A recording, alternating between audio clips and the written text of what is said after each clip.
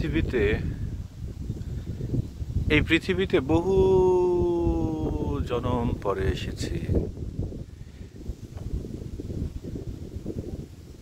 লালন সাইজি বলে গেলেন যে 84 লক্ষ জনম ঘুরে এসেছি এই মানব রূপে।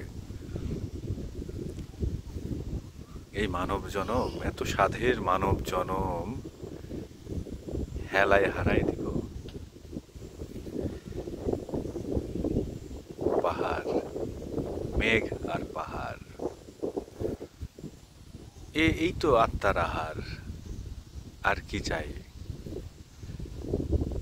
চারিদিকে শুধু পাহাড় আর পাহাড়, মেঘ আর পাহাড়। কখনো বৃষ্টি হয়, কখনো মেঘ, কখনো রোদ। অদ্ভুত এক সৌন্দর্যের লীলা আমাদের বিধাতা আমাদের জন্য সৃষ্টি করে রেখেছেন।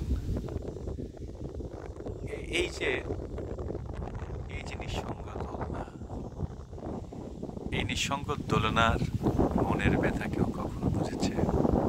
বুঝেনি। এখানে এসে একটি রাত যখন কাটে কোনো মানব সন্তানের, তার আসলে জীবনটা ধন্য হয়ে যায়। এত সুন্দর একটা পরিবেশ, যেটা কল্পনাতেই আসে না। আমি কল্পনাতেই, কারণ এখানে মানুষের পদচারণা খুবই কম। হয়তো কিছু কিছু জায়গায় ট্রেকিং করেছি আজকেও, যেখানে এমন কিছু জায়গা ছিল যেখানে কত শো বছর মানুষ পায়ের হয়তো পাড়া দেয়নি বা মানুষের পদচিহ্ন পড়েনি সেখানে। কিছু কিছু গাছ দাঁড়িয়ে আছে কত বছর, হাজার হাজার বছর আয়ু নিয়ে কত কিছু দাঁড়িয়ে আছে। অথচ আমি থাকবো না, আমি দাঁড়িয়ে আছি, আমি থাকবো না, এই পাহাড়টা থেকে যাবে। কি একটা অদ্ভুত ব্যাপার! খোদা তাআলা এই সব কিছুই সৃষ্টি করেছেন আমাদের জন্য। সৃষ্টিকর্তা কত দয়ালু! এত সুন্দর প্রকৃতিকে তিনি সৃষ্টি করেছেন আমাদের জন্যে, অথচ এই প্রকৃতি থেকে যাবে, আমি চলে যাব। হয়তো আমার পরে অন্য কেউ এসে বসবে এই জায়গায়, হয়তো আমার পরে অনেকেই আসবে যে এইখানে হাঁটবে, এই পাহাড়ে হাঁটবে।